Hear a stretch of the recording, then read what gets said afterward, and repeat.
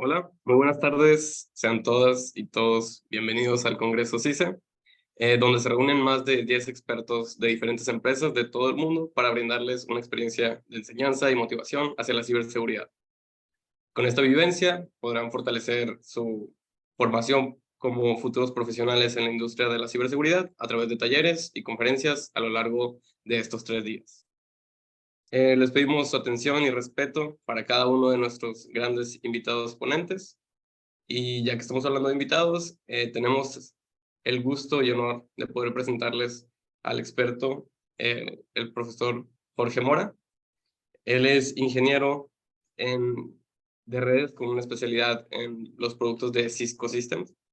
Trabaja desde hace 17 años en IQC LATAM, que antes era Micronet de México, y que es uno de los principales socios de negocio de Cisco en el país, apoyando al equipo de ingeniería de preventa, desarrollando proyectos de seguridad de redes con sus clientes.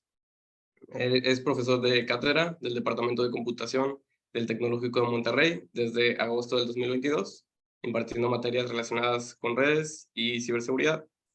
Y entre sus certificaciones de la industria está el Cisco DevNet Associate, el CCNA, CCNP y el CCIE.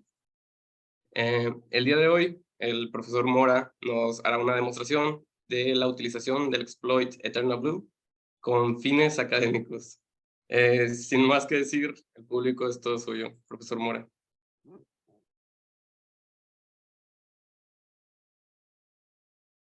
Muchas gracias, José. Bueno, buenas tardes a todos. Antes que nada, quiero agradecer al equipo de Cybersecurity Tech por esta invitación. Es un placer para mí ser partícipe de este tipo de eventos y aprovecho para extender una felicitación a este grupo estudiantil que tiene como objetivo ayudar a cerrar esta brecha que existe hoy en día en el mundo de ciberseguridad, que es que faltan muchos profesionistas. Como ya se ha platicado durante las sesiones que hemos tenido durante el día, tenemos un problema en la industria que es precisamente eso, ¿no? Faltan muchos especialistas, el mundo de ciberseguridad es muy amplio, muy extenso.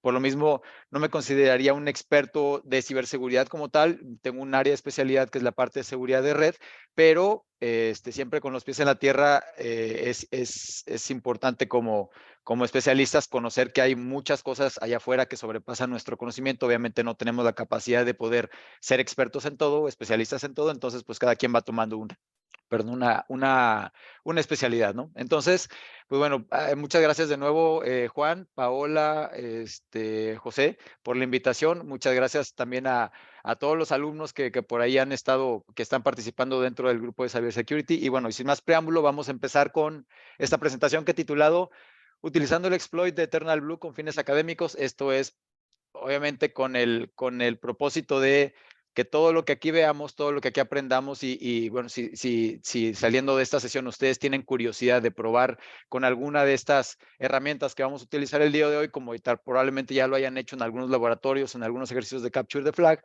la idea es que ustedes, como también mencionaba por ahí Martina en la mañana, durante su presentación, que sean conscientes de que las herramientas que utilizamos cuando hacemos ese tipo de pruebas, pues tienen un impacto, ¿no? Entonces, tratar de probar siempre en ambientes controlados, en escenarios donde no vamos a afectar la operación de nadie. Entonces, pues tratar de hacer siempre esto en un ambiente de laboratorio, principalmente para evitar pues cualquier problema desde el punto de vista operativo y sobre todo también desde el punto de vista legal, ¿no? Entonces, bueno, vamos a empezar con esta plática y, bueno, ya José habló un poquito acerca de mi perfil, de mi biografía. Soy ingeniero en sistemas computacionales, me gradué en diciembre de 2001 del TEC de Monterrey, del Campus León. Soy especialista pues prácticamente desde que me gradué. Afortunadamente tuve la oportunidad de poder ser parte de las primeras generaciones del Cisco Networking Academy en el campus León, que era una de las primeras academias que hubo de Networking Academy en México.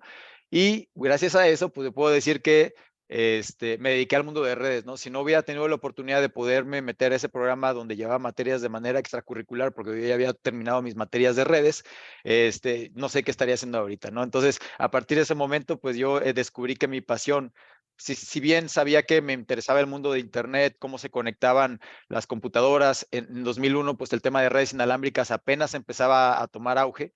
Pues hoy en día, bueno, esto ya es algo que es parte del día a día, ¿no? Pero en su momento era algo que me llamó mucho la atención, me apasionó y por esa razón decidí dedicarme a estudiar y especializarme en el mundo de redes, gracias mucho en parte a que tuve la oportunidad de primero conocer de redes a través del Networking Academy, y ahí después mis primeros trabajos fueron siempre en la parte de redes hasta hoy en día que sigo trabajando en esto, pues ya tengo casi 22 años de experiencia laboral.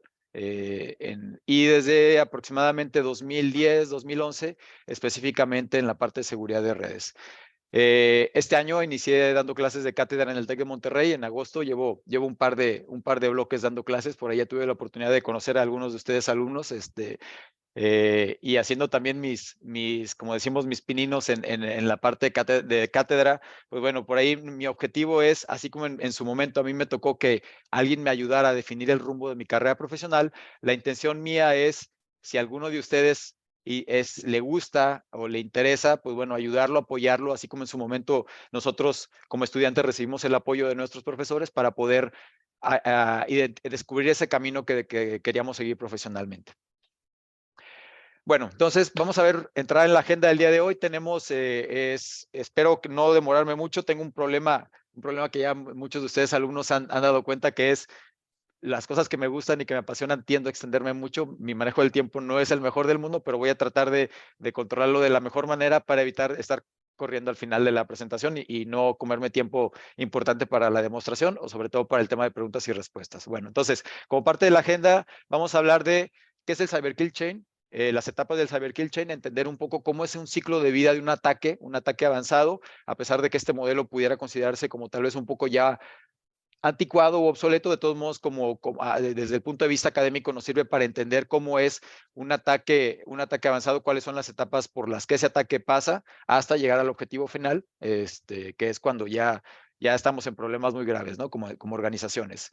Y vamos a hablar un poco también de Eternal Blue, que vamos a aprovechar este caso o esta historia, esta anécdota de Eternal Blue, de cómo nació, cómo surgió, qué ataques o qué incidentes de seguridad importantes como WannaCry, bueno, utilizaban Eternal Blue. Entonces vamos a hablar un poquito también de WannaCry, que siempre es algo que me ha apasionado porque nos tocó vivir esa parte en digamos que ya como profesionistas, nos tocó vivir desde que el evento empezó a generar ruido en redes sociales, sobre todo en Twitter, y de ahí aprender cómo se estaba desarrollando, cómo los investigadores estaban descubriendo casi en tiempo real, cómo estaban tuiteando lo que estaban descubriendo en ese momento, y hasta que se llegó a contener el problema antes de que tuviera un impacto más fuerte de este lado del mundo, en América, porque WannaCry pues inició en Europa. De ahí vamos a hacer un poquito de reflexión sobre qué nos deja de aprendizaje este tipo de eventos, y vamos a ver otra parte que es el demo. Entonces vamos a dividirlo en tres partes. La primera es un poquito de teoría. Espero que no sea muy aburrida. Vamos a irnos lo más rápido posible sin brincarnos cosas importantes. Después una parte de anécdota que tiene que ver con Eternal Blue y WannaCry, y luego ya la parte del demo. Y bueno, vamos a empezar con el ciclo de vida de un ataque. Existe un concepto en el mundo militar que es el concepto de kill chain, que quiere decir, digamos que las fases por las que pasa un ataque militar, ¿no? Entonces, una de las primeras etapas es identificar el objetivo, después se envían o se despliegan fuerzas hacia ese objetivo, posteriormente se inicia el ataque y luego el objetivo final pues es destruir el objetivo, ¿no? Esto lo podemos ver obviamente de manera muy resumida. Esto es a grandes rasgos cómo es el concepto de kill chain original, que se utiliza mucho en el ámbito militar.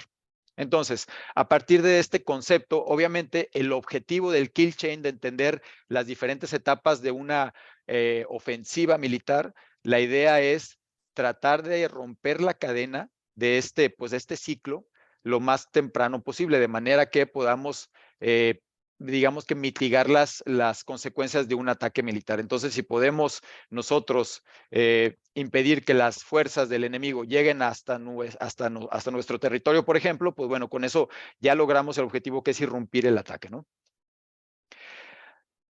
Usando este concepto de kill chain en el mundo militar, Lockheed Martin, que es uno de los principales contratistas de seguridad del gobierno de Estados Unidos, que se encarga, entre muchas otras cosas, de desarrollar armas, de desarrollar vehículos que se utilizan en entornos militares, casas, por ejemplo, aviones de reconocimiento, aviones espía. Pues bueno, ellos también pues tienen una unidad debido también al tipo de trabajo que realizan, pues que se dedica al tema de asegurar esa propiedad intelectual que ellos desarrollan, debido a que pues un mal uso de pues de esa tecnología pues puede caer en malas manos o en manos de sus adversarios, de los chinos, de los rusos, israelíes, y pues obviamente detrás de la información que maneja una empresa como Lockheed Martin, pues hay mucho material importante confidencial que se tiene que proteger. Entonces, ellos estudiando y analizando y tratando de extrapolar estos conceptos del mundo militar al mundo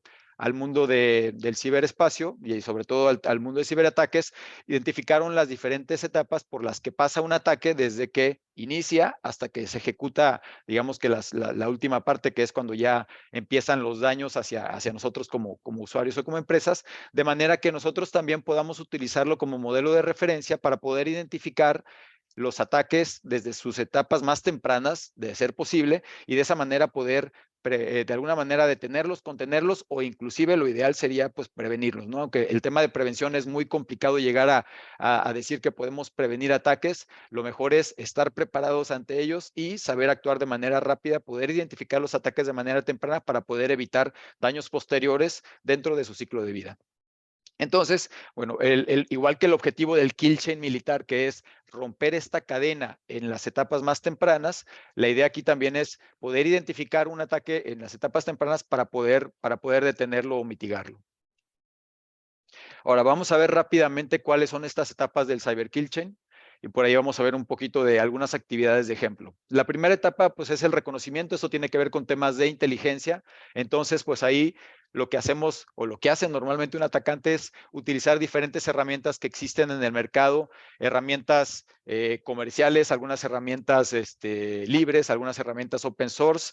Hay un concepto muy complejo o muy completo, que es Open Source Intelligence, del cual nos habló Michelle de Synaptic en el Zero Day hace un par de semanas, bastante interesante, y una demostración bastante interesante de cómo, sin tocar y sin escanear de manera activa a los activos de una organización, podíamos obtener muchísima información que nos podía ayudar a preparar un ataque. Entonces, durante esta etapa del reconocimiento, el atacante utiliza muchas de estas herramientas, además de otras herramientas básicas disponibles que inclusive a nivel de sistema operativo nosotros hemos utilizado por toda la vida, como el ISMP.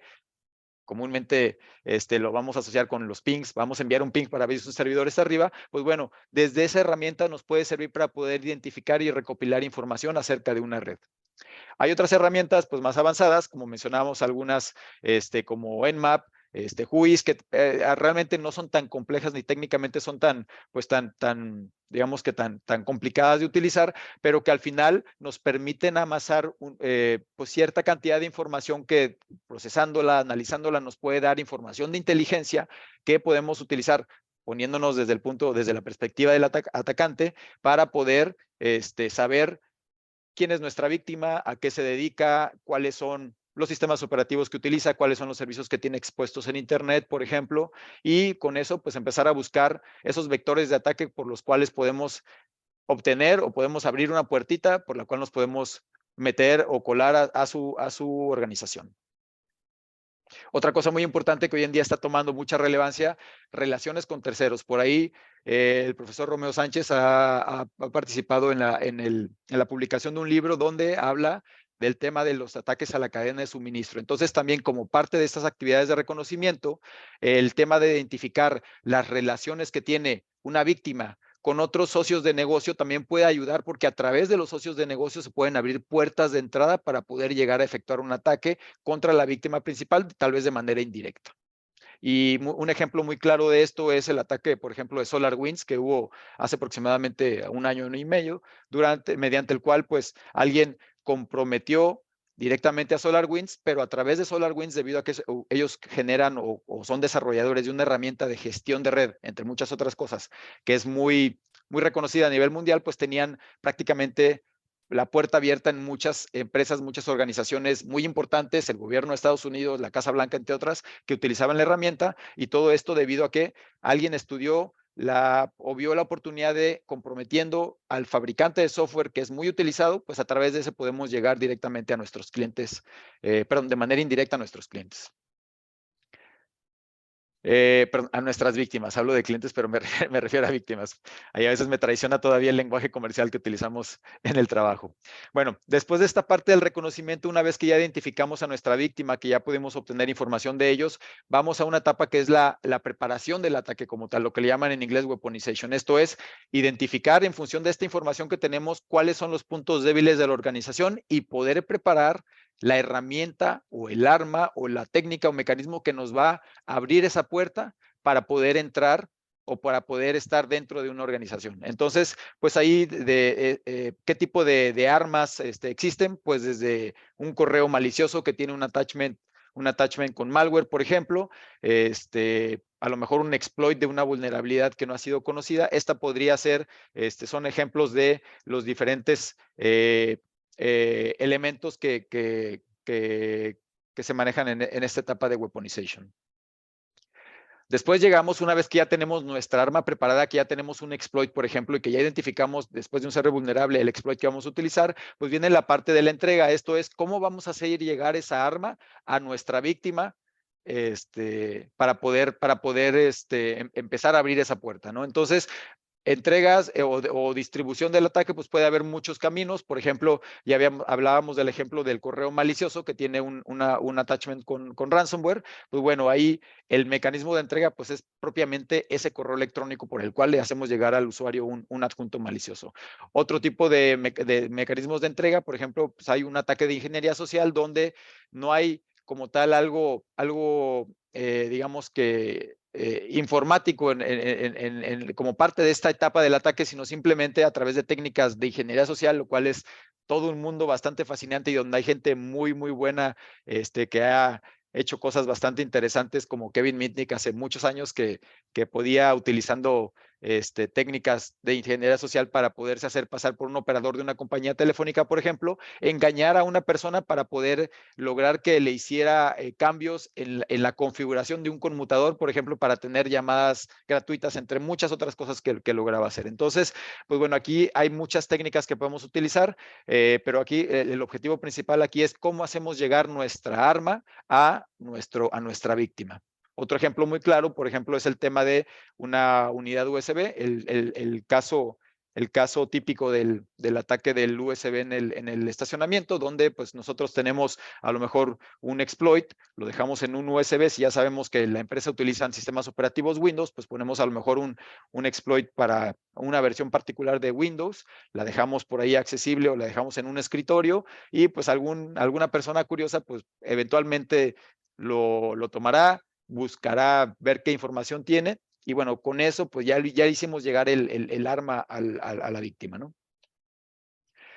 Después viene la etapa de explotación y aquí esto puede también ser de muchas maneras. Por ejemplo, en el caso del usuario al que le enviamos un correo malicioso, pues cuando el usuario hace clic en el archivo adjunto y lo abre y ese archivo traía una página de Excel con macros donde venían scripts maliciosos, pues bueno, en ese momento cuando el usuario abre el archivo adjunto y permite ejecutar ese macro, en ese momento inicia la explotación. Entonces, normalmente aquí el arma pues era el macro, lo hicimos llegar a través de correo electrónico y en el momento en el que el usuario lo ejecuta o lo abre, pues en ese momento ya inicia la explotación que tras bambalinas probablemente el usuario ni siquiera se dé cuenta, pero en ese momento ya empieza su equipo o el equipo donde abrió ese archivo, pues ese ya empieza a ser comprometido.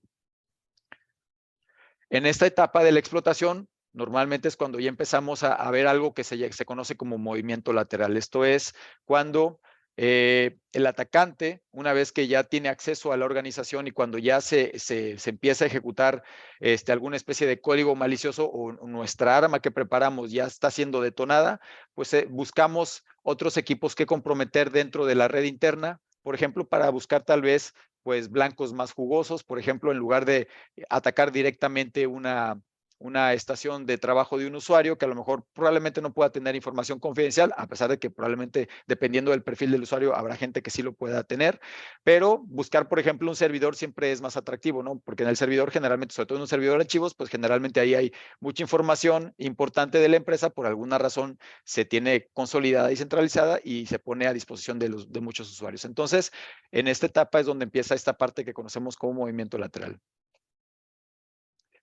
Después de esto, el código malicioso o el exploit empieza, hay una etapa que se llama, o la conocemos como la instalación. Dentro de la instalación lo que buscamos es ya empezar a hacer daño, ¿no? Entonces, ¿qué podemos hacer aquí? Pues podemos habilitar alguna herramienta que pudiera estar recopilando información de contraseñas. Por ejemplo, aquí en pantalla vemos un ejemplo de una herramienta que se utiliza mucho, sobre todo en ejercicios de pen testing, que es Mimikatz. Mimikatz, entre muchas otras cosas que hace, es poder estar capturando los hashes de los usuarios dentro de un sistema operativo, tomándolos o leyéndoles de la memoria del sistema operativo donde se ejecuta esta herramienta, de manera que pues esta información nos puede ayudar para hacer ataques posteriores, como por ejemplo hacer una escalación de privilegios, poder crear, por ejemplo, persistencia. Esto quiere decir que si nosotros comprometemos un servidor de Windows, pues una manera de poder asegurar que, a pesar de que nos detecten y que el servidor de Windows lo reinicien o que nos corten la conexión,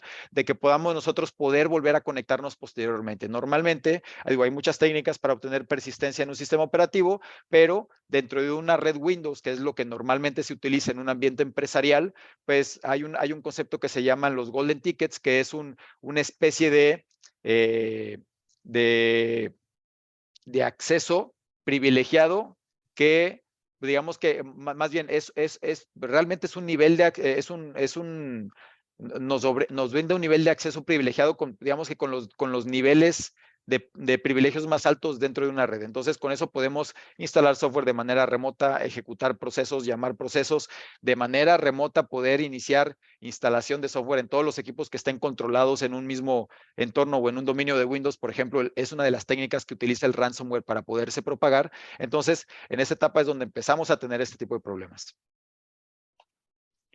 Después, una vez que ya está instalado y que se está ejecutando el código malicioso dentro de nuestra red, normalmente algo que ocurre son las llamadas o la comunicación de comando y control. ¿Qué quiere decir esto? Que este código malicioso o este mecanismo de persistencia que tenemos ya en nuestra red, ya sea pues un troyano, spyware, un RAT, que es una herramienta de acceso remoto que nos da prácticamente control al sistema operativo a muy bajo nivel. Las llamadas de comando y control lo que hacen es establecer un canal de comunicación externa, me refiero a fuera de la organización, con la infraestructura del atacante, de manera que nosotros podemos, a través de ese canal de comunicación, enviar comandos, por ejemplo, para pues a lo mejor infectar más máquinas. En el caso del ransomware, el canal de comando y control se utiliza para poder obtener las llaves de encripción que utiliza el ransomware para poder cifrar los archivos importantes de un sistema operativo. Entonces, todo esto se hace a través de este tipo de comunicaciones. Entonces, pues aquí es importante, nosotros como desde ahora cambiándonos el color del sombrero desde el punto de vista de defensores o desde el punto de vista defensivo, la idea también es en esta parte entender cómo se dan las comunicaciones de comando y control y hacer una reflexión hacia internamente y tratar de identificar si tenemos mecanismos dentro de nuestra estrategia de seguridad para poder detectar este tipo de comunicaciones e impedirlas de manera que pues un ataque no pueda llegar a las etapas posteriores, ¿no? Entonces, aquí es de vital importancia tener un control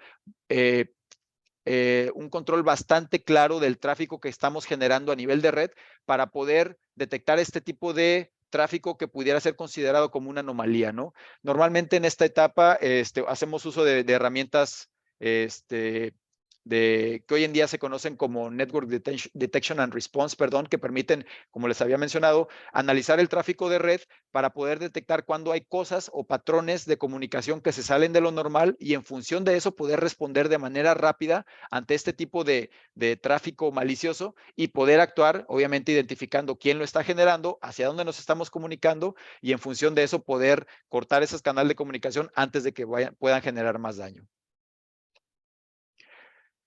Posteriormente hay una de las etapas finales, y esto es un término, bueno, esta etapa realmente es muy, el concepto como tal es muy genérico, pero tal cual el concepto es acciones sobre los objetivos, y aquí dependiendo del tipo de ataque o el tipo de amenaza al que nos estemos enfrentando, pues es donde ya empezamos ahora sí a ver los problemas importantes, ¿no? ¿Qué pasa aquí? Por ejemplo, cuando estamos hablando de un incidente de ransomware, pues es cuando el malware que está instalado ya empieza a cifrar los archivos importantes dentro de nuestra red, se empieza a buscar propagarse a otros equipos de la red en caso de que se trate de un gusano, por ejemplo.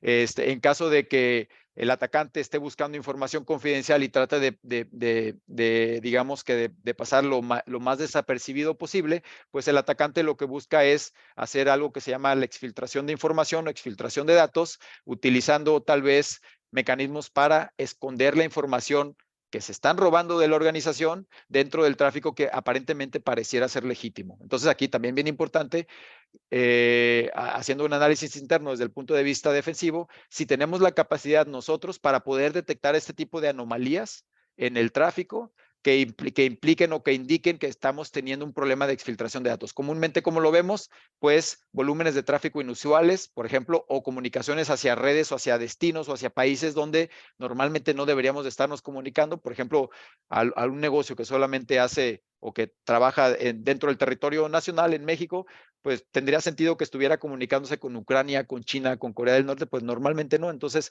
este tipo de herramientas que nos permiten tener visibilidad a nivel de red, pues nos permiten identificar estos comportamientos anormales que hablan ya de un problema mayor, que en este caso es, tenemos a alguien dentro de nuestra red y ese alguien que está dentro de nuestra red está sacando información y le está tratando de ocultar a través de a lo mejor de tráfico legítimo como HTTP, que tenemos permitido de manera, o HTTPS que tenemos permitido de manera natural en la red, o a través de DNS, que es una de las técnicas o una de las herramientas que se utilizan para poder hacer exfiltración de datos también, o inclusive a través de pings. A través de pings también hay herramientas que nos permiten, a través del tráfico de ICMP, poder sacar información y poder, partiéndolo obviamente en pedacitos, enviar información, sacarla de la red, obviamente del otro lado, en el otro extremo, del lado del atacante, pues hay alguien que está escuchando ese tráfico que está saliendo de la red y pues lo escucha, lo reensambla y de esa manera pues se obtiene esa información que se está robando.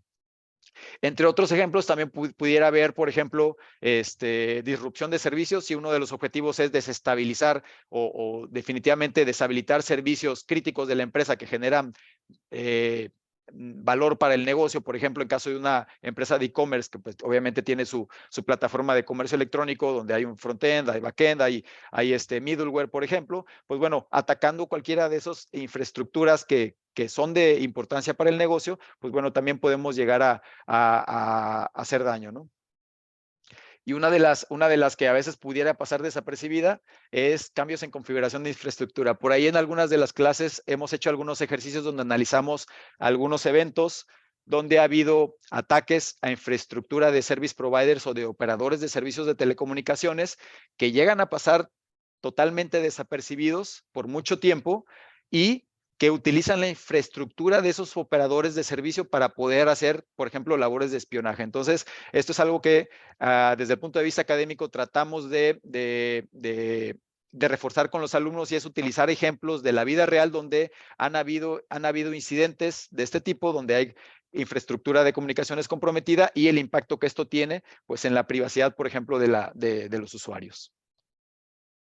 Y bueno, ahora que ya vimos esta parte de la parte teórica del ciclo de vida de un ataque, vamos a entrar a una parte más bien como de una anécdota de algo que me gusta mucho platicar y es algo que, como les comentaba, nos tocó vivir hace aproximadamente 5 años, pero que nos sirve mucho para reforzar todos estos temas de los que ya platicamos, sobre todo de la importancia de identificar un ataque lo más pronto posible. Entonces, vamos a hablar de la historia de Eternal Blue, parte del título de esta plática. Eternal Blue es, bueno, antes de hablar precisamente de qué es Eternal Blue, vamos a poner un poquito en contexto de qué estaba sucediendo en esa época o en ese periodo del tiempo. Estamos hablando de por ahí de mediados de 2017. En 2017 empezó a haber mucho ruido en la industria de ciberseguridad en torno a dos eventos importantes. El primero fue Wikileaks. Wikileaks recibió información que posteriormente publicaron. Esta información fue extraída de la CIA, del Centro de Ciberinteligencia de la CIA, que está ubicado en Langley, Virginia. Entonces, esta información que recibió Wikileaks y que posteriormente publicó, detallaba la operación de los grupos de ciberinteligencia de la CIA, y entre esto, pues hablaban de las herramientas que utilizaban, de las tácticas y técnicas que ellos utilizaban para hacer labores de espionaje. Obviamente como parte de los objetivos que ellos tienen es pues tener una ventaja a nivel de inteligencia contra países adversarios como Rusia, como China, ya sea hablando de temas de competencia política, competencia económica, por ejemplo. El tema aquí es que muchas de estas herramientas estaban siendo utilizadas para hacer labores de ciberespionaje y pues podían ser categorizadas como ciberarmas, ¿no? Por ahí dentro de la agenda o de las sesiones que vamos a tener en este evento, Michelle de Synaptic creo que va a hablar de Stuxnet, que es uno de los primeros indicios de un malware enfocado específicamente en un entorno industrial, como lo era una planta de procesamiento de uranio. Entonces, vamos a ver cómo estas armas que se desarrollan pueden ser utilizadas para atacar directamente la infraestructura crítica de un país y poder, obviamente el principal objetivo es desestabilizar de alguna manera, pero cómo puede, el impacto que pueden tener este tipo de herramientas. Y bueno, al final de todo esto y de mucho análisis, pues al final se dio con la persona que se encargó de publicar esta información o de filtrar esta información a Wikileaks, y pues todo apuntaba hacia un ex empleado de la CIA que de alguna manera pues tal vez estaba molesto o estaba no conforme con ciertas acciones que estaban llevando a cabo, y al final pues él fue el que aparentemente, porque también luego por ahí hay teorías de que dicen que esta persona fue un chivo expiatorio, pero pues de hecho, creo que fue hace cuestión de meses que esta persona fue procesada, y creo que le dieron como 80 años de prisión. Entonces, pues bueno, creo que fue un castigo bastante ejemplar, aunque pues no creo que eso no impida que esto vuelva a suceder. Bueno, entonces, en paralelo a este evento de Wikileaks con Volt 7 y Volt 8, que así se llaman las publicaciones que hizo Wikileaks en torno a esta información que fue filtrada de la CIA, un año antes había hubo un grupo de ciberdelincuentes que se llaman Shadow Brokers, que ellos alegan que robaron un arsenal de herramientas que utilizaba la NSA, que es la Agencia de Seguridad Nacional de Estados Unidos. Digamos que es una de las agencias de las más especializadas en cuanto a temas de ciberinteligencia. Y bueno, específicamente estas herramientas, todo indica que las usaba un grupo dentro de la NSA que se llama The Equation Group. The Equation Group es, hablando en términos de la industria de ciberseguridad, es conocido como un APT. Un grupo APT es un grupo pudiéramos llamarlo, de hackers que tienen el patrocinio de un gobierno o que trabajan para un gobierno con el objetivo de utilizar pues sus conocimientos y sus herramientas con fines, pues ya sea políticos, económicos, por ejemplo, o desestabilización de alguno de sus rivales, ¿no? O adversarios. Entonces regresamos al caso de Estados Unidos contra Rusia, Estados Unidos contra China, contra Irán, por ejemplo. Entonces, este grupo de la NSA, pues uno de sus objetivos era monitorear, infiltrarse, penetrar, digamos que las redes pues, equipos de entidades ajenas al gobierno de Estados Unidos con el objetivo de obtener información de inteligencia. Este grupo de Equation Group formaba parte de un grupo que se llama, o bueno, de una rama de la NSA que se llama la Oficina para las Operaciones de Acceso Tailored, que es como acceso puntual o acceso a la medida, en este caso. Entonces, pues digamos que dentro de los diferentes suborganizaciones o ramas de la NSA, pues había un grupo que específicamente su objetivo era infiltrarse, obtener información o robar información que pudiera ser utilizada como una ventaja estratégica para el gobierno de los Estados Unidos. Bueno, vamos a hacer un paréntesis rápido para expandir en los APTs. Bueno, ya habíamos hablado que los APTs son grupos de hackers, generalmente son apoyados por gobiernos de diferentes países, naciones, estados, cuyo objetivo es obtener inteligencia que puede ser utilizada para desestabilizar. Entonces, hay muchos grupos de APT que ya han sido previamente identificados, prácticamente cada una de las potencias en cuanto a ciberinteligencia o ciberespionaje en el mundo, pues ya ha sido identificado, hay unos otros que todavía no, pero esta tabla pues nos habla de algunos ejemplos. Por ejemplo, Lazarus Group de Corea del Norte, pues tiene dentro de sus principales blancos a Estados Unidos y a Corea del Sur. Obviamente siempre tenemos el caso del vecino que está atacando al de al lado, ¿no? Como igual lo podemos ver con Rusia y Ucrania, ¿no?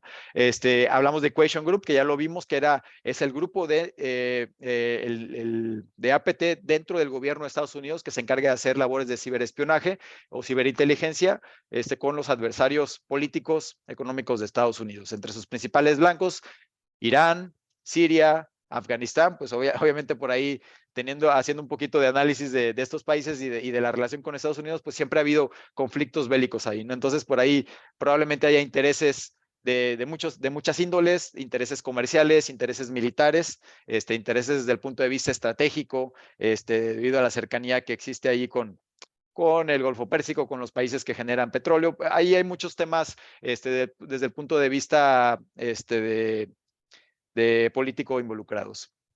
Rusia, por ejemplo, es otro y tiene, además de este grupo que es el FANCIBER o APT28, como comúnmente se le conoce en la industria, pues tiene muchos grupos que se dedican también a hacer cibercrimen, alguno o muchos con el objetivo de, como habíamos hablado, de desestabilizar, pero muchos otros también con objetivo económico.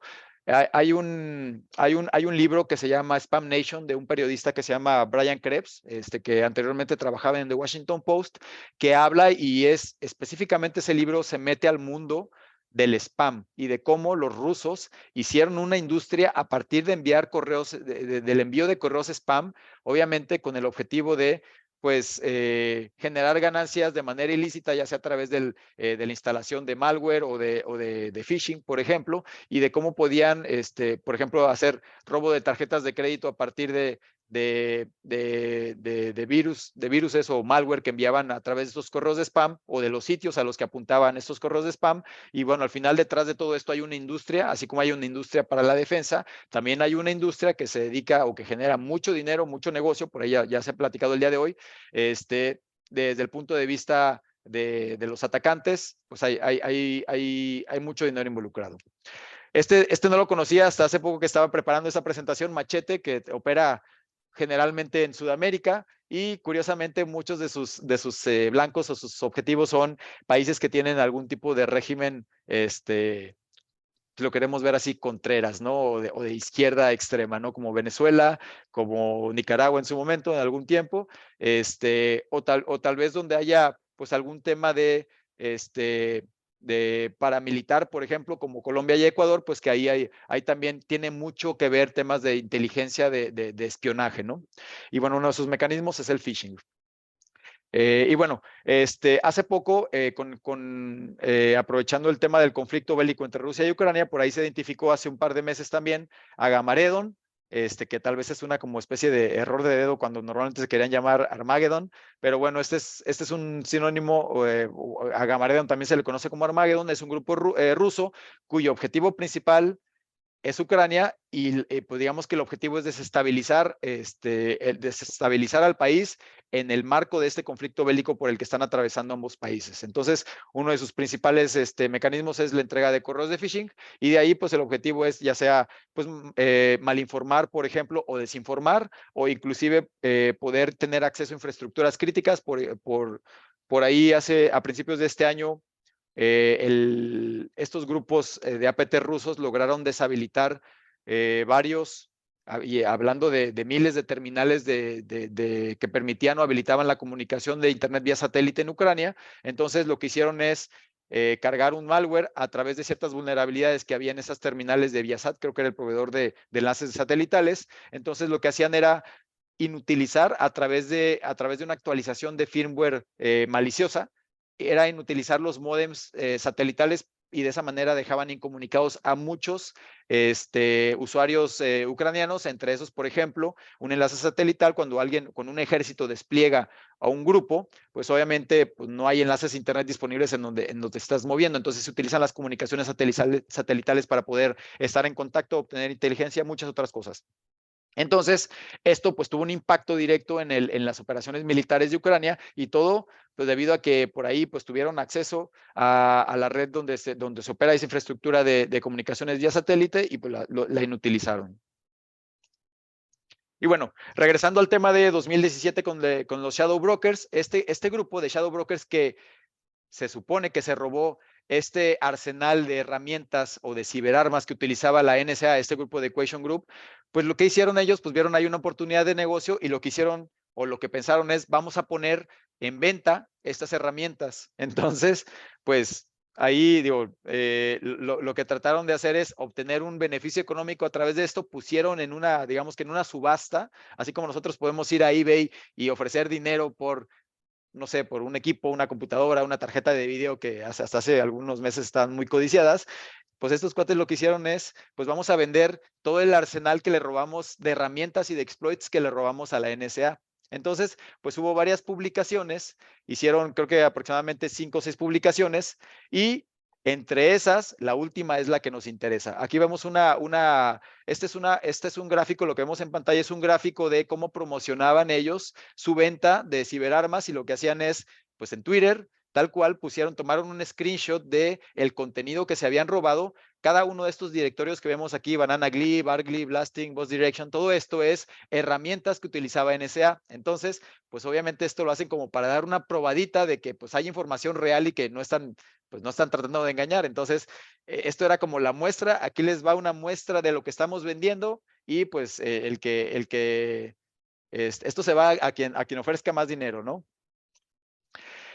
Bueno, este quinto leak, este es el que nos interesa para efectos de esta plática. El quinto leak que se publicó en abril de 2017, aquí es bien importante tener en cuenta las fechas. Aquí vamos a hacer mucho énfasis en las fechas porque hay un tema bastante importante relacionado con Eternal Blue que tiene que ver con los tiempos. Entonces, lo que hicieron es que en esta publicación del 14 de abril, ellos enviaban un enlace a una red social, no sé si alguno la conozca, que se llama Steemit, y en Steemit la manera en la que se genera recompensas es, ellos tienen su propia moneda que se llama Steem, así como existe Monero y existe Bitcoin y Ripple y muchas otras criptomonedas.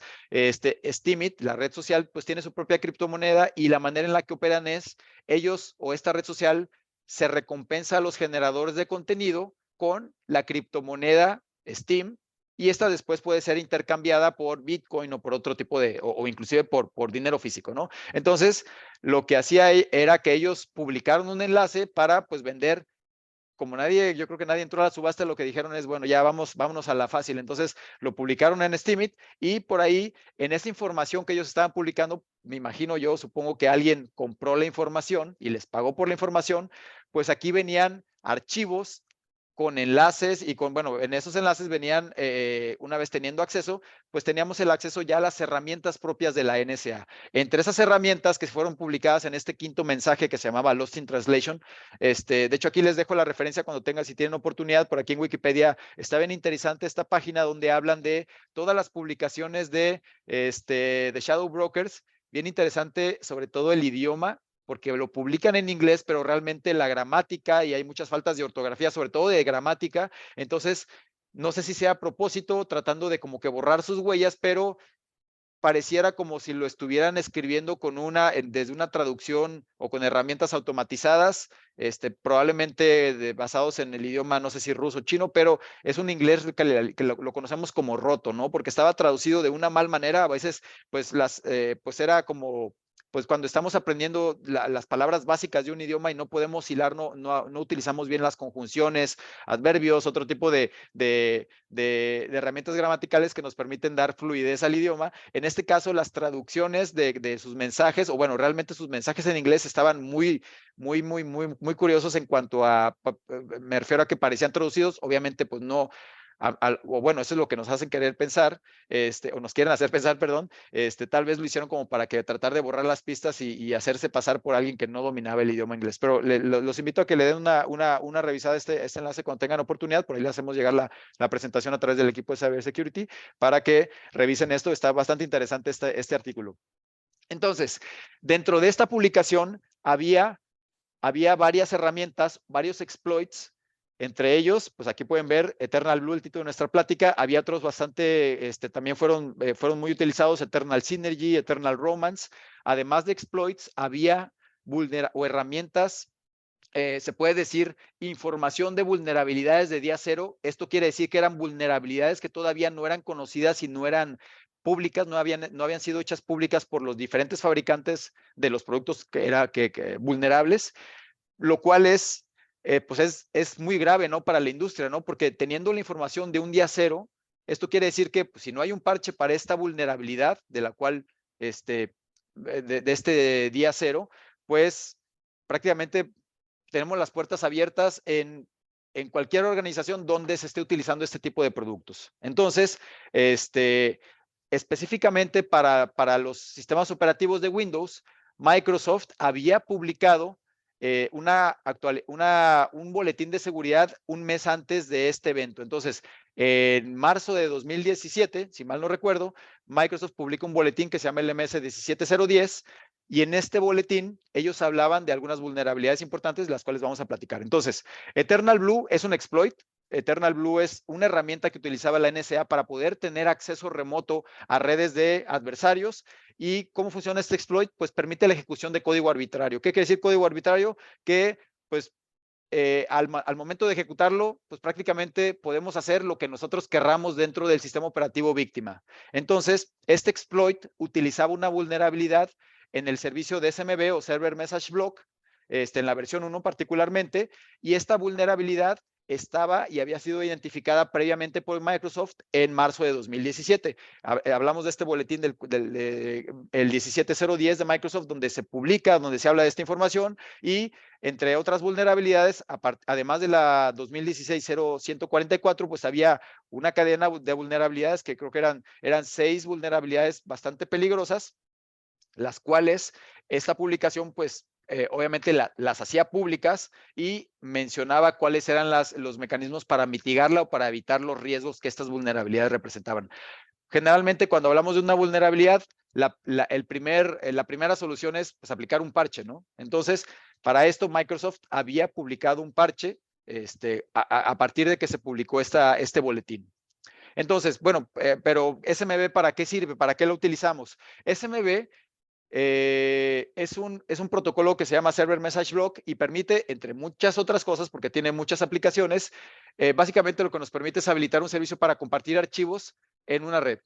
Y además permite la comunicación entre distintos procesos, distintos sistemas operativos en una red a través del intercambio de mensajes que pues, utilizan cierto protocolo definido por este SMB.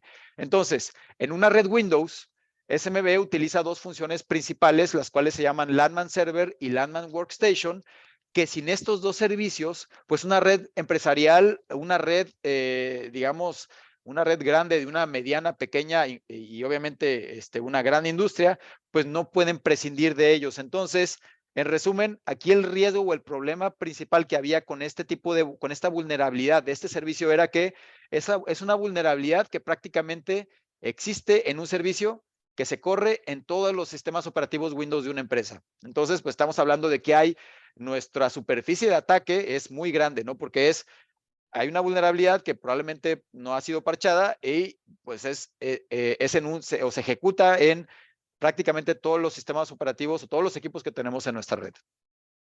Entonces, pues con toda esta información, pues, ¿qué podría pasar, no? Ya viendo que había sido publicadas herramientas que utilizaba la NSA para temas de espionaje, se aprovechaba de vulnerabilidades recientes que probablemente no habíamos tenido tiempo de parchar o de actualizar, y de que pues era en un sistema operativo pues bastante común, pues, ¿qué podía pasar? Eh, esto sucedió y este tweet salió a la luz, y por eso les comentaba de estar atentos en las fechas, el 5 de mayo de 2017. Estamos hablando de un viernes.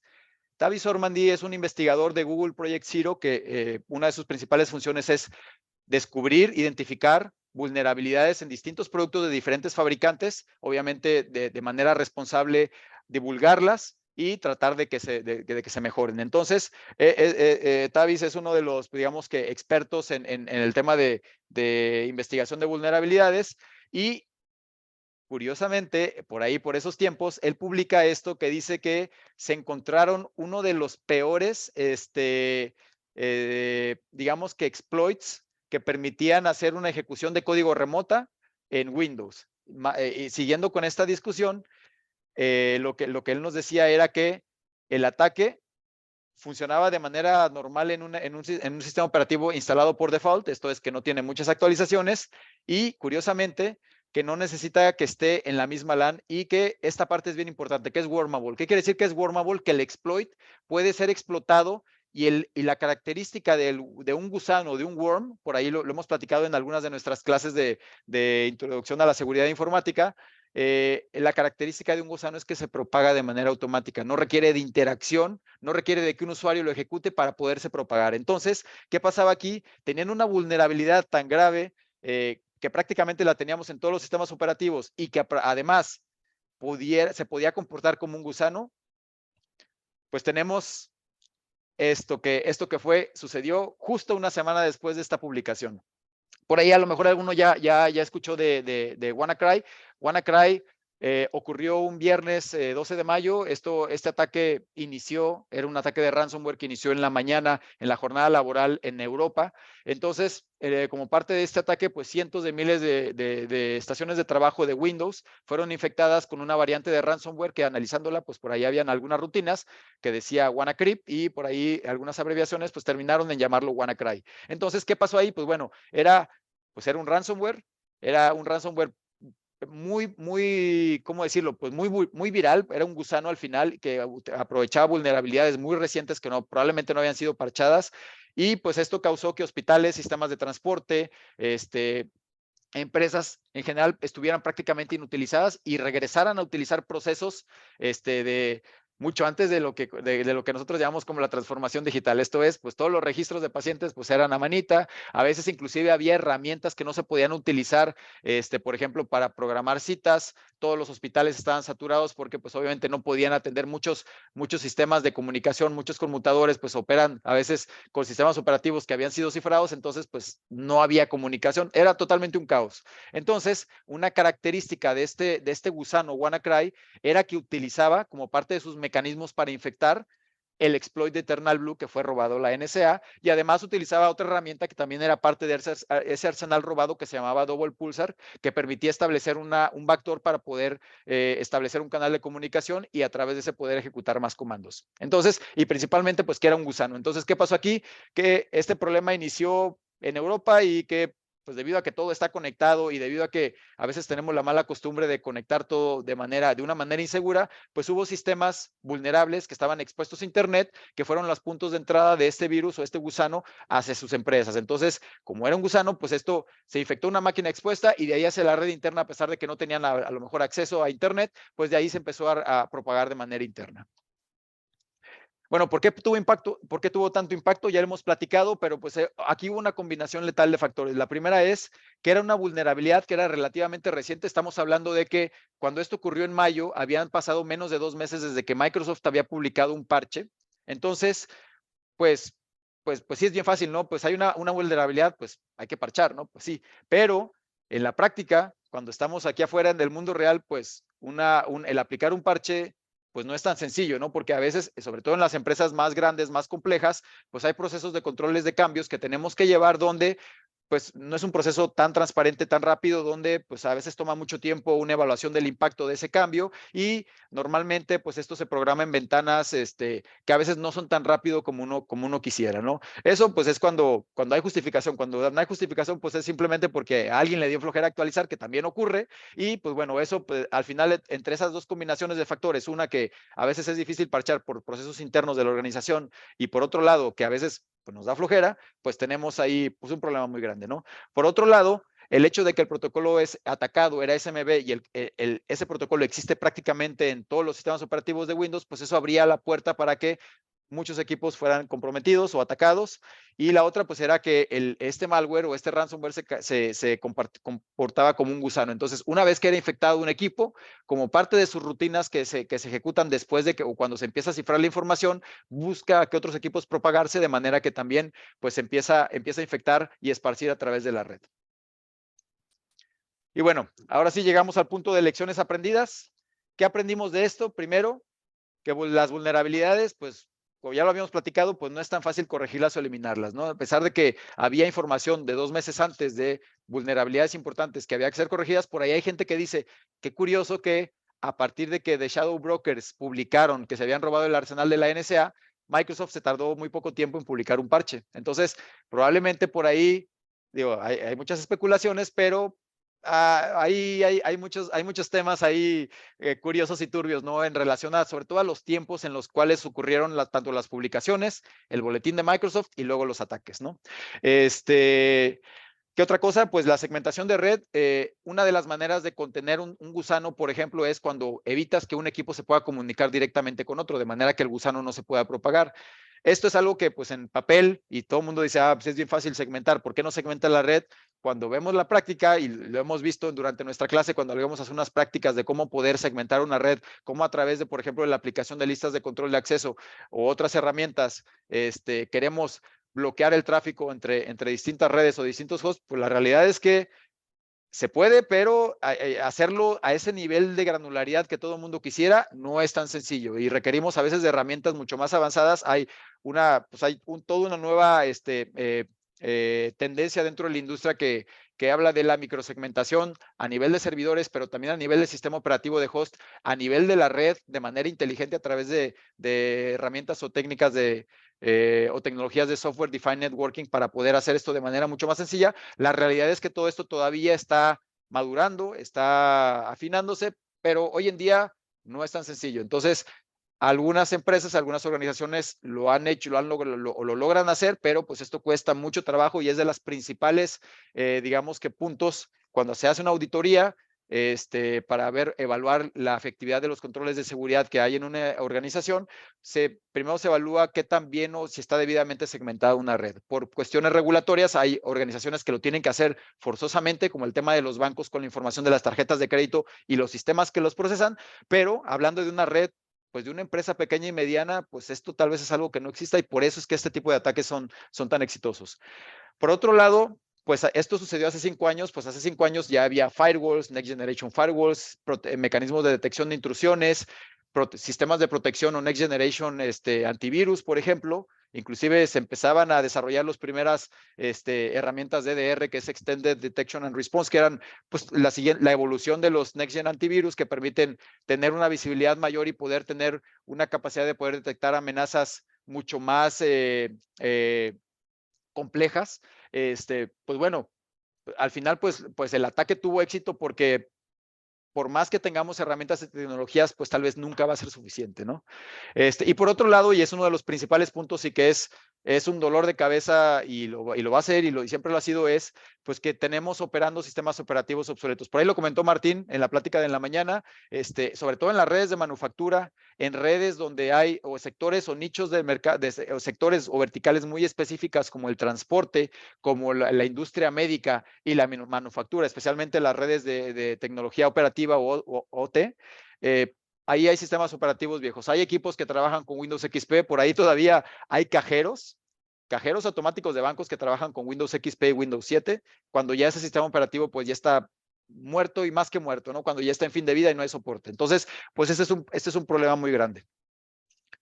Y bueno, en resumen, pues está complicado, ¿no? Está complicado, pero nuestro reto es formar, atraer talento y ayudarlos ayudar a guiarlos a ustedes, a todos aquellos que tienen interés de dedicarse a este mundo para tratar de evitar con este conocimiento que vamos aprendiendo a través de este tipo de eventos, a través de las clases, a través de eventos extra académicos que se organizan, de tratar de cerrar este hueco tan grande que hay en la industria, que es que faltan profesionales, faltan profesionistas, especialistas en diferentes ramas de la ciberseguridad para poder evitar esto, ¿no?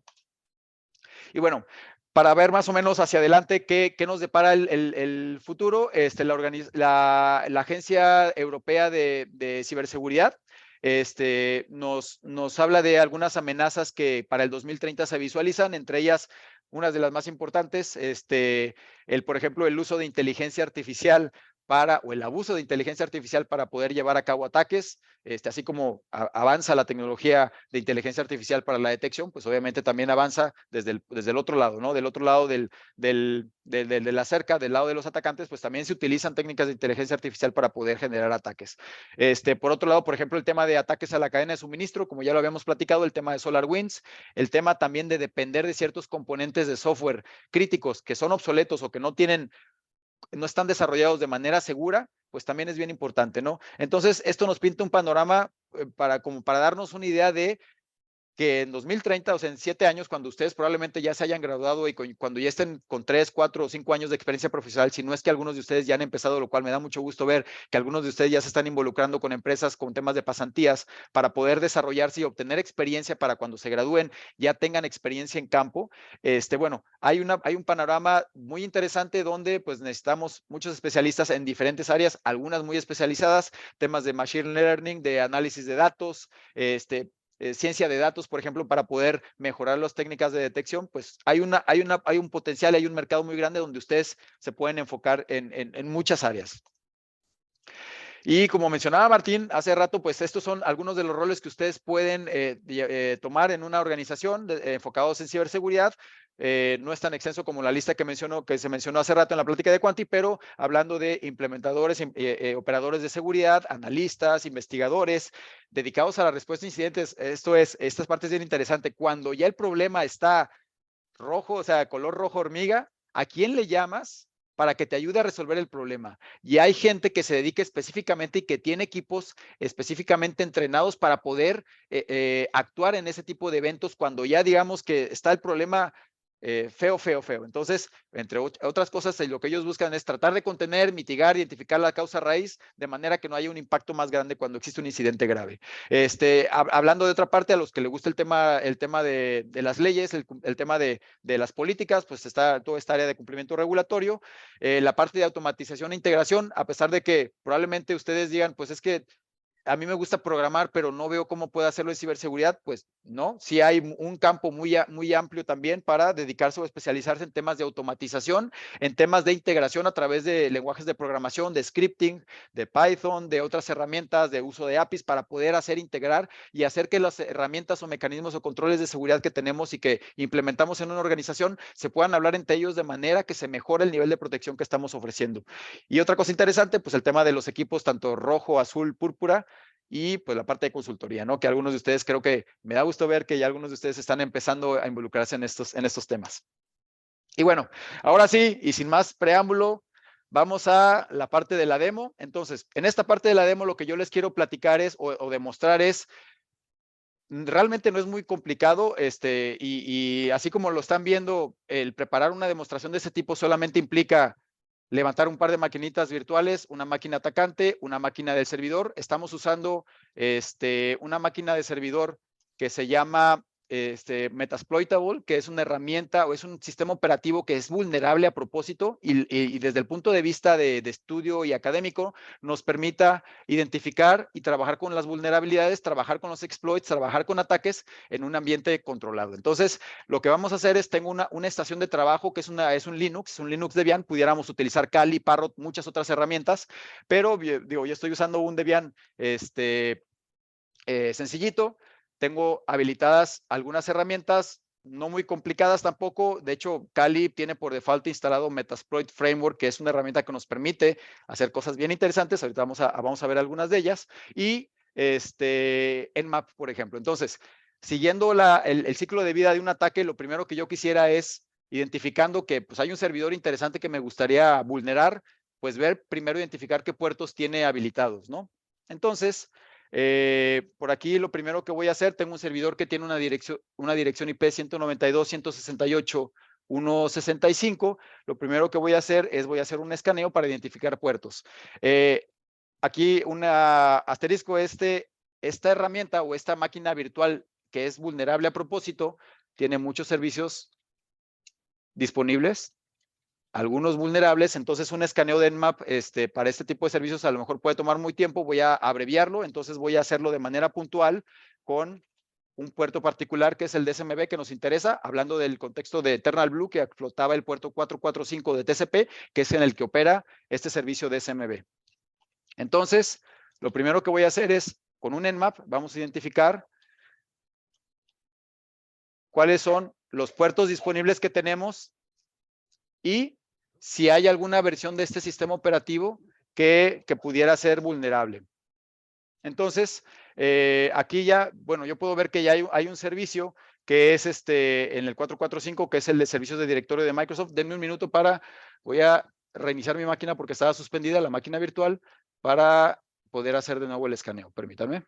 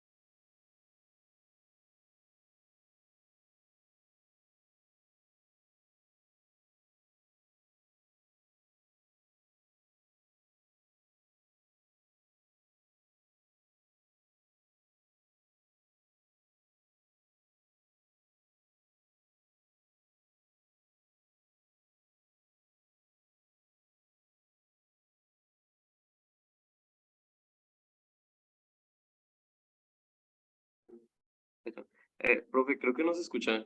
Su micrófono se desactivó. Perdón, listo, estaba en mute, perdón. Entonces, ahora sí, ya reinicié mi máquina. Lo que hice, primero le hice un ping, que es, como les decía, la herramienta por default para poder verificar la disponibilidad de un equipo. Entonces, envío un mensaje de ida y de respuesta, el equipo nos contesta, está vivo, y lo que hice después es hacer un escaneo con Nmap. Con este escaneo de Nmap, lo que hice es identificar si hay puertos o si hay servicios operando en el puerto 445. Aquí otra bandera que utilizamos es SV, que nos permite o trata de identificar las versiones del servicio que estamos detectando. Entonces, aquí interesante que se detecta, o utilizando la herramienta, se detecta que es un Windows Server R2 2012. Entonces, para empezar, ¿qué nos dice esto?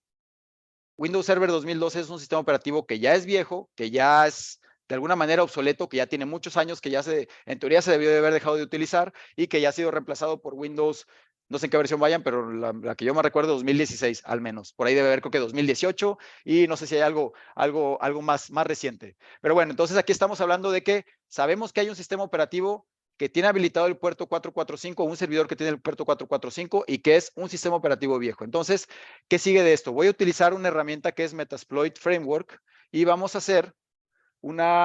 utilizar una herramienta para escanear. Esta herramienta o este módulo auxiliar que tiene Metasploit lo que nos permite es identificar si un host es vulnerable a un ataque en particular. Entonces, lo que yo voy a hacer es, voy a primero escanear el host para ver si es vulnerable a ese exploit que quiero utilizar, que es el Eternal Blue, y después vamos a empezar a hacer el ataque. Entonces, utilizamos el escáner auxiliar es el protocolo SMB, y le ponemos aquí digamos que la vulnerabilidad es la del boletín MS17010. Luego vamos a ver las opciones. Como parte de las opciones que podemos definirle al escáner es cuál es el host remoto que vamos a escanear o que vamos a revisar, ¿no? Entonces,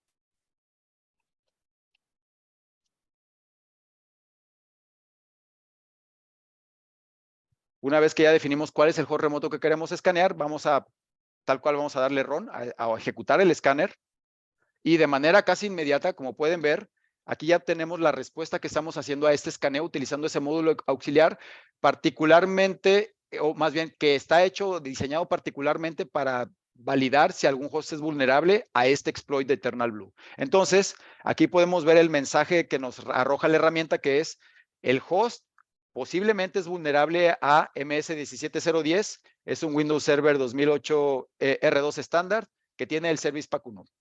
Por ahí el Service Pack 2 incluía las actualizaciones de seguridad que Microsoft publicó en marzo de 2017. En este caso no lo tiene. Entonces, pues con esto pues tenemos ya una mayor certeza de que podemos ejecutar un exploit de manera correcta. Ahora, una vez que ya escaneamos, lo que sigue sería, pues vamos a utilizar el exploit. Entonces, dentro de Metasploit vamos a utilizar, perdón, si escribo mal es que los nervios me traicionan, el exploit del Eternal Blue, que es igual MS17010.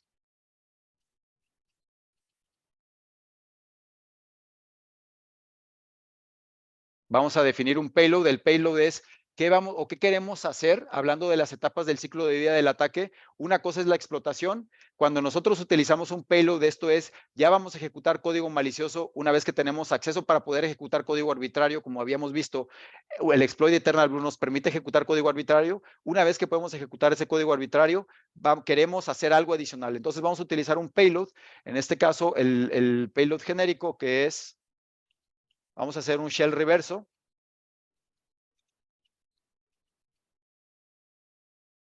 Vamos a revisar las opciones de este módulo y lo único que tenemos que hacer es definir cuál es el host remoto que queremos atacar. Entonces vamos a hacer con el comando set.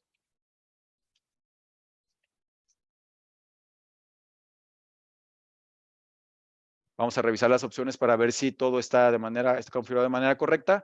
El host remoto es el servidor 165, el puerto destino es el puerto de SMB, que es el 445, y estos son las opciones del payload. Esto es cuando se establezca un shell a la inversa. Esto es, nosotros permitimos que el servidor nos llame para poder comunicarnos con él. ¿Qué vamos a utilizar? Entonces, es la IP que tengo configurada en la máquina del atacante en un puerto particular que es el 4444.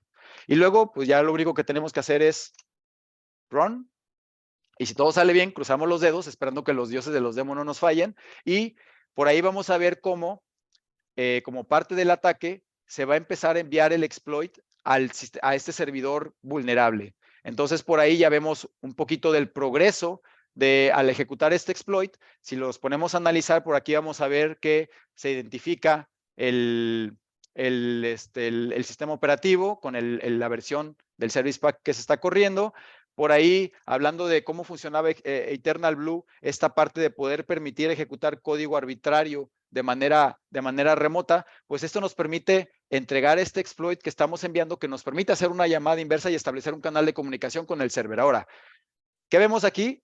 Vemos el servidor y vemos un shell o el prompt de un sistema operativo, pero pues mi máquina es un Linux, esto es un Windows, entonces eso quiere decir que yo estoy dentro ya del servidor. Así como lo ven y siguiendo estos pasos, que realmente no es muy complicado, pudimos explotar la vulnerabilidad, forzar al servidor a ejecutar cierto código que nos permite establecer ese shell reverso para poder enviarle otros comandos. Ahora sí, ya estamos adentro. ¿Qué podemos hacer cuando estamos adentro de un servidor y que ya explotamos? Pues lo primero que alguien quisiera hacer es saber quién es, ¿no? ¿Con qué privilegios estamos dentro del sistema operativo? Con el comando whoami dentro de Windows, yo puedo ver con quién se está ejecutando ese proceso que nos está generando ese shell inverso o shell en reversa, ¿no?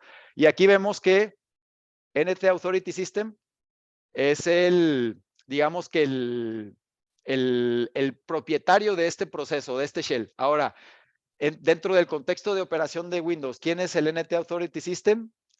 Es el papá de todo mundo, es el papá del superusuario, es el papá del administrador. Los procesos críticos de un sistema operativo se ejecutan bajo NT Authority System. Entonces, ¿qué quiere decir con esto? Tenemos el control total de este host. Ahora, ¿qué otra cosa puedo hacer con esto? Pues bueno, aquí yo voy a establecer una sesión de escritorio remoto con este servidor. Vamos a hacerle una bromita al administrador.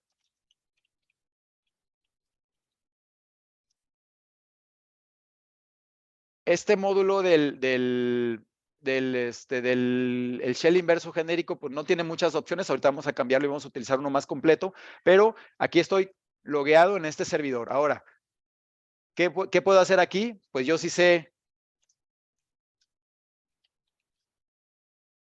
cuál es la ruta del escritorio de un administrador. Puedo ejecutar comandos y vamos a crear una carpetita, nada más así como para asustarlo. Entonces, vamos a ponerle una carpeta que se llame felicidades. Regresamos aquí al escritorio del administrador y vemos que aquí pues tiene una carpeta, ¿no? Que dice felicidades. ¿Qué hay dentro? ¿Quién sabe? Pero podemos seguir asustándole.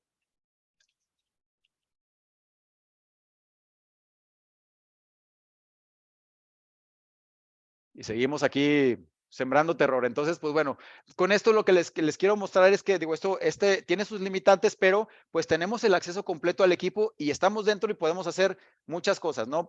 Si sabemos y somos expertos en la línea, en el command prompt de Windows, pues podremos hacer otras cosas. Generalmente los atacantes utilizan herramientas propias del sistema operativo como PowerShell para poder hacer otras cosas. Aquí voy a hacer algo rápido, espero que nos alcance el tiempo. Voy a hacer, pensando en yo como atacante, ¿qué quisiera hacer? Vamos a obtener persistencia. ¿Cómo puedo obtener persistencia? Pues voy a generarme un usuario administrador, ¿no? De manera muy sencilla, a través del prompt del sistema operativo podemos generar a un atacante. Entonces vamos a crear un atacante, perdón, un usuario con su password.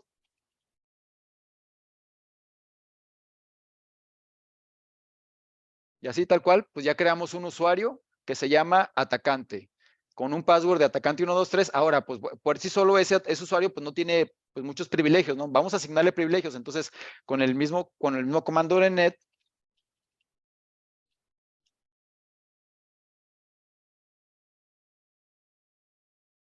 lo que estoy haciendo, fíjense en la sintaxis del comando, lo que estoy haciendo es agregando al usuario de atacantes al grupo de administradores. Entonces, de esta manera remota, sin que el usuario se diera cuenta, porque aquí el usuario, pues él está trabajando en su terminal y está escribiendo o lo que sea, pues él nunca se dio cuenta de que algo pasó, a menos de que nosotros le hagamos la bromita de ponerle archivos en su escritorio.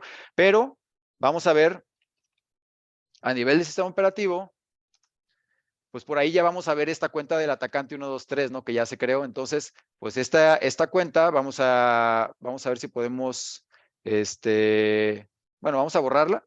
Realmente, pues no nos interesa mucho, pero con esto lo que les quería mostrar es cómo podemos hacer cosas, en este caso muy básicas, con un sistema operativo. Entonces, nos queda poco tiempo, pero voy a reiniciar el servidor porque de repente el exploit de Eternal Blue no se comporta como uno quisiera. Vamos a darle un par de minutitos y vamos a volver a hacer un ataque, pero ahora en lugar de utilizar el shell reverso genérico, vamos a utilizar otra herramienta un poco más poderosa, modular, o un payload modular que se llama Meterpreter o Meterpreter, como lo quieran llamar, que lo que hace es, entre muchas otras cosas, nos permite espiar directamente en el sistema operativo. Entonces, vamos a utilizarlo. Entonces, una vez que mi equipo regrese, le voy a enviar otro ping para nada más asegurarnos de que ya esté vivo.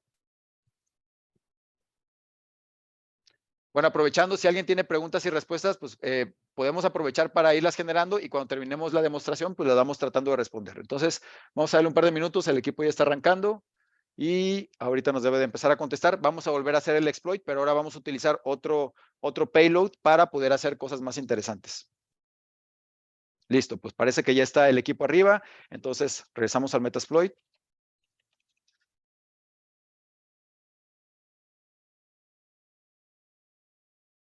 Y ahora lo que vamos a hacer es, vamos a utilizar el mismo exploit.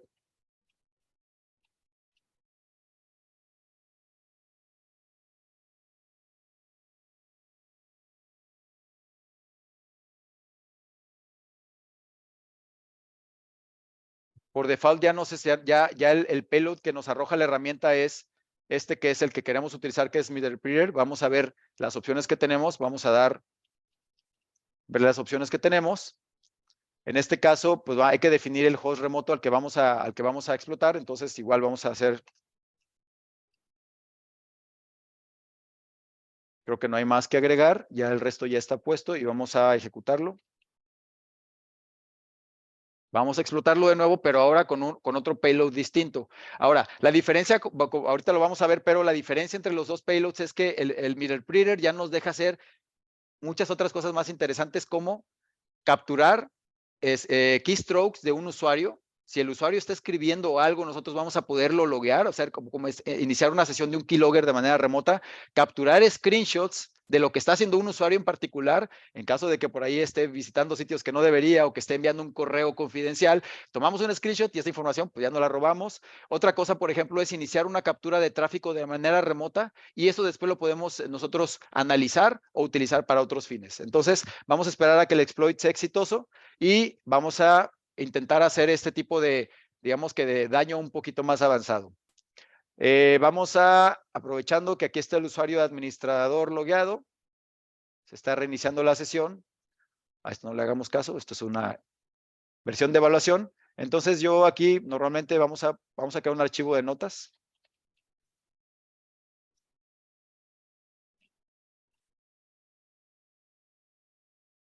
Y vamos a regresar aquí. Parece ser que el exploit falló, entonces denme un minutito, porque aquí ya vimos que el exploit no pudo ser exitoso.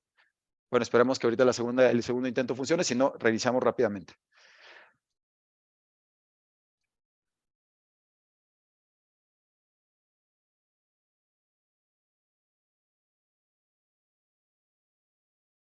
Como decimos en el argot lo decíamos en el automovilismo, cuando fallaba, hay una falla mecánica en los autos de carrera, sobre todo, pues decimos que los fierros no tienen memoria y no tienen honor. Entonces, pues a veces los equipos nos pueden dejar tirados, perdón. En este caso, pues ya funcionó. Después de algunos intentos, ya se logró hacer el exploit de nuevo. Ahora tenemos aquí la sesión de MirrorPreader.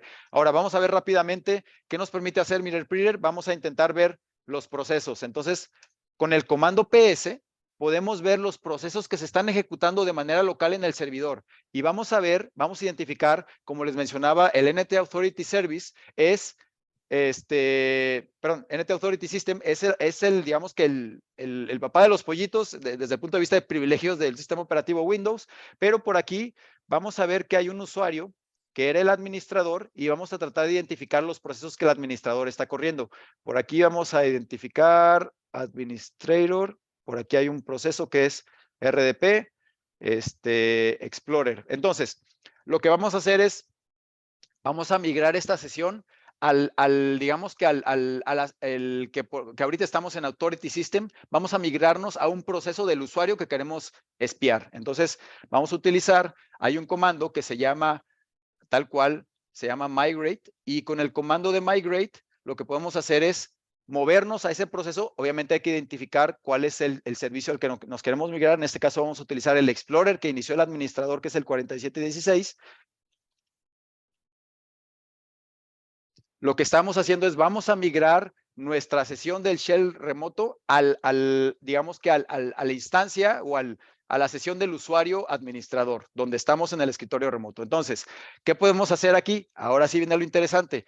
Vamos a utilizar una herramienta que se llama KeyScan y la vamos a iniciar. Entonces, si se fijan aquí, la herramienta nos dice que ya se inició el sniffer. Ok, estamos iniciando el sniffer. El usuario, sin saberlo, el administrador, pues abre su sesión, se pone a trabajar, abre su archivo de notas, escribe.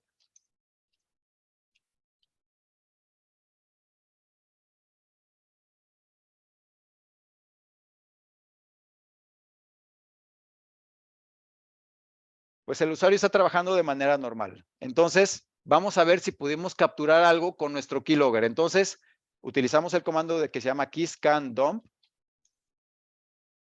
Fíjense cómo podemos ver el contenido de lo que un usuario remoto, en este caso yo estaba conectado en la misma máquina, pero con escritorio remoto, pero en la sesión de administrador, el administrador abrió un archivo de texto y empezó a escribir en él. Entonces, ahí vemos tal cual el contenido de sus teclados. Si el usuario inicia sesión en un router, en un firewall, en lo que sea, en el RP, en la herramienta que el usuario maneje en su banco, podríamos capturar el usuario y contraseña. Obviamente, pues aquí vemos caracteres, recuerdan que borré algunos caracteres, aquí vemos esos caracteres que fueron borrados, obviamente porque estamos capturando en bruto o en crudo todo lo que el usuario remoto está ejecutando. Entonces, estamos espiando su sesión y estamos logueando pues todos los teclazos que el usuario ingresa. Ahora voy a detener el comando de keyscan y vamos a hacer otra cosa rápida que es, vamos a usar un módulo que se llama espía. Entonces, hay un módulo que se llama así tal cual espía y vamos a utilizar una herramienta que se llama screen grab. Supongamos que el usuario abrió el navegador Y no estoy seguro si tengo salida a internet, creo que sí, a ver. ¿Cómo es?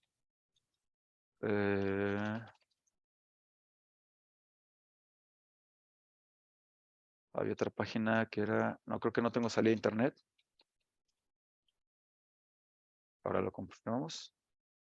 Bueno, no tenemos salida, pero yo como atacante voy a utilizar un comando, una vez que cargamos el módulo que se llama espía, y estamos haciendo así tal cual, tomar una foto. Entonces el usuario está navegando, ya se metió a ver una página web, a lo mejor por aquí abre una herramienta, estamos hablando de una operación normal de un usuario. Entonces abrió el escritorio, está viendo archivos, está viendo sus fotos de sus vacaciones, y vamos a hacer otro screen grab. Ahora, tal cual ahora yo estoy conectado directamente a mi máquina del atacante, y aquí, fíjese lo que va a pasar.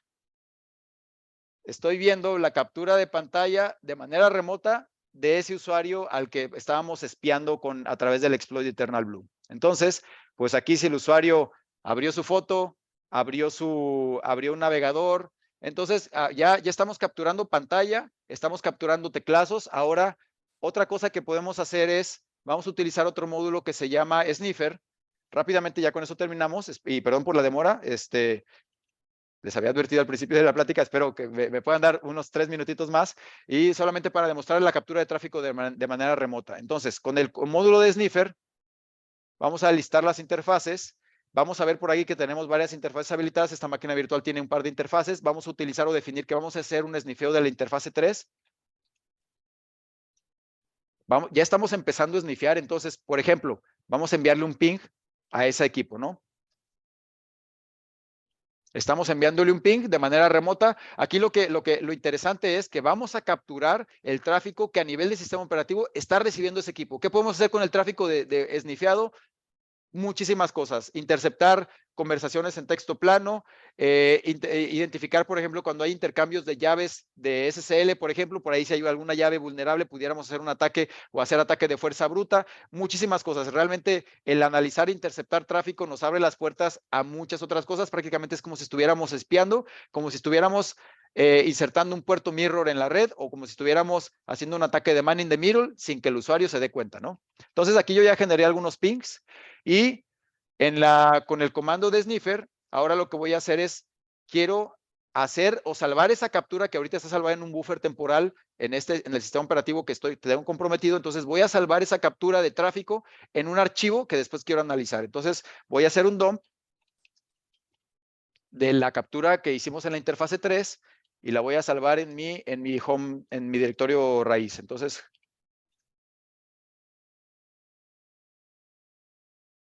el archivo ya se salvó. Aquí estoy conectado de manera remota al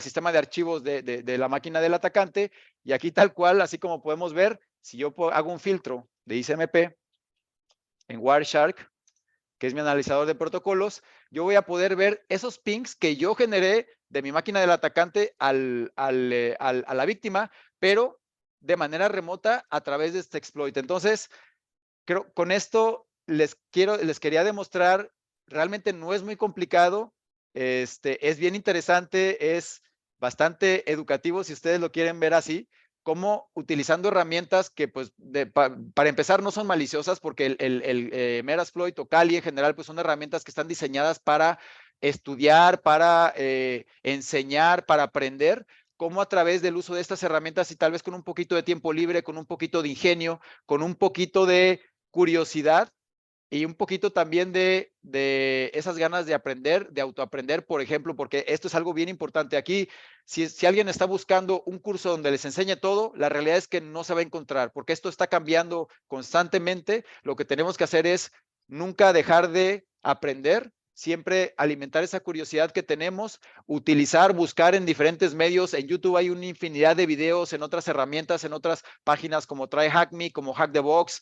Hay muchas herramientas, Pentester Academy, que nos enseñan a utilizar este tipo de herramientas, y ya depende de cada quien el uso que le querramos dar. Entonces, pues espero que les haya gustado esta demostración. De nuevo les pido una disculpa por excederme esos minutitos extra.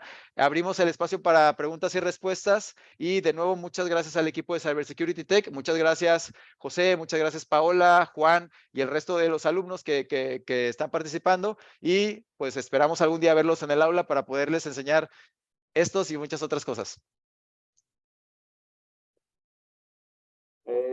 Bueno, muchas gracias, profe. Estuvo muy padre. Con esto terminamos. No. En este momento iniciamos la sesión de preguntas y respuestas. Si tienen alguna pregunta, por favor, ingresen ahí a la opción de Q&A y pues pongan sus preguntas, por favor. Por ahí ya vi una pregunta de Jorge Borbolla. Hola, Jorge. Pregunta Jorge si en los Keystroke Sniffers hay posibilidad de que el usuario pueda saber si alguien está registrando su actividad. La realidad es que es complicado, a menos de que ese usuario en particular pudiera tener accesos con privilegios altos en el sistema operativo. Una de las mejores prácticas en la industria, hablando de una red empresarial, es que el usuario habitual de un equipo se ejecute con el menor privilegio posible, haciendo honor a este principio del menor privilegio y a lo que da vida al concepto de Zero Trust en particular. Pues un usuario normal no debería de ejecutarse con permisos de administrador. Entonces, para un usuario común y corriente al que le estamos haciendo un sniffing a través de ese tipo de herramientas, prácticamente es imposible que él se pueda dar cuenta de que se le está haciendo un sniffeo. Y he ahí la peligrosidad de este tipo de ataques, donde estamos instalados en un nivel tan bajo del sistema operativo que somos lo menos ruidosos posibles y muchas veces pues el usuario a veces ni siquiera sospecha de que hay algo malo que está pasando. Y como pueden ver, cuando hicimos el ejercicio, pues el usuario pues no había nada raro que le indicara que algo malo estaba pasando en su sistema operativo. Él abría aplicaciones, él abría sus imágenes, abría archivos, escribía.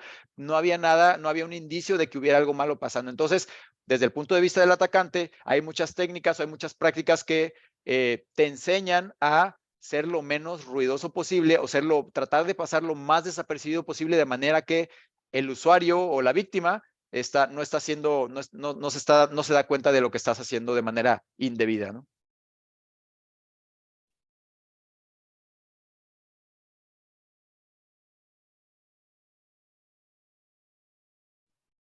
Bueno, parece que ya no hay más preguntas y si ese es el caso, pues ya terminamos con la sesión de preguntas y respuestas. Ahora sí, muchísimas gracias, profesor, por su tiempo y conocimiento. La verdad estuvo muy padre. A mí sí me gustó. Ahí se me olvidó que yo estaba presentando. Pero, pues sí, ha sido todo un gusto colaborar con usted. Y cabe recalcar que no nos hacemos responsables si replican esto en entornos no autorizados. Por favor, no lo hagan. Y pues sí, todo esto, como dice el título, es por fines educativos. Sí, bueno, por aquí, perdón, hay otra pregunta. Preguntan cómo se vería el tráfico de esta intrusión. Si recuerdan por ahí algo bien interesante y es una pregunta muy buena.